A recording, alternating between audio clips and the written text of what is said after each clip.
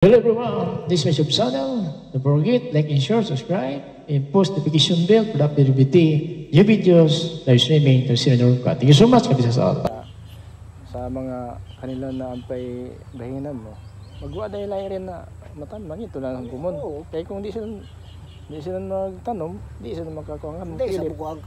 Kung makapilit kan mo, kay siyempre kan mo tanom. Kung gusto na magtanom, kay kumon, magtanom sa bilan.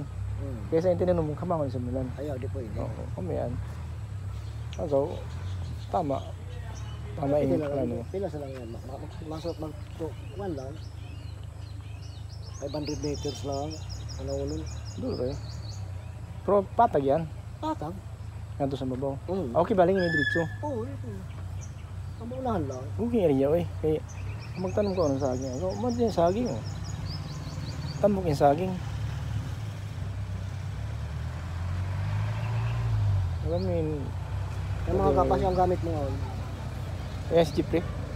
Bilhin na si Jeep. Oo. Yan si Jeep eh kaya. Pamakay dahon nga ito. Parin dahon nga ito ka. Yan itong dahon na ito na saging hay natin. Ito butay. Ito butay? Nakita rin maganda? Oo. Dami. Hindi na yung ito nga si Papi. May pila na nga. Tapos paano ko na si Jeep eh. May pabahay tag? May pabahay? May pabahay nila. Oo. Ano sa kataw ko nila? Yan. Ayan. Sa kataw ko.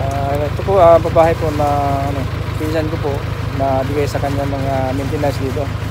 Ito po ang direct parent. Nila ko po.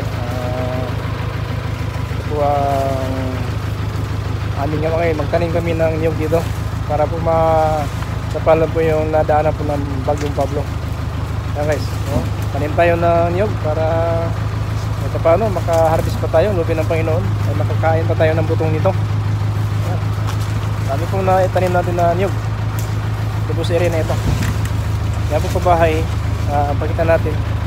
Sabi ng pinsan ko, okay na lang daw kasi kaysa wala sa pabahay ng government. Dito sa likuran natin, iikutan natin to kasi ito po ang ating sadya na matanong natin ang nanirahan dito kung pabahay ng government. So yan po guys, pabahay ng government. Tingnan natin po na ganyan po kaliit talaga. Pero kahit na daw ganyan yung kaliit, basta lang may matirahan sila kasi wala talaga. So ito po guys, binibisita po natin sila ngayon dito, sa area na ito. So ito po ang Newgan, laking pinsan. Yan po, para kami ng ano, na niyog. Para po na ito paano mapasapalan po yung dinaanan ng Bagyong Pablo.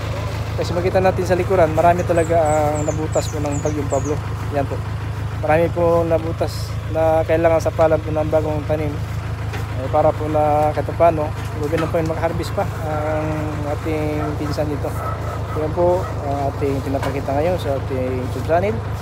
So huwag kalimutan, mag-like and share lang po tayo sa ating YouTube channel. Kung ito po, notification bell para update daily videos. The beautiful view anywhere and anytime. Thank you so much. God bless all.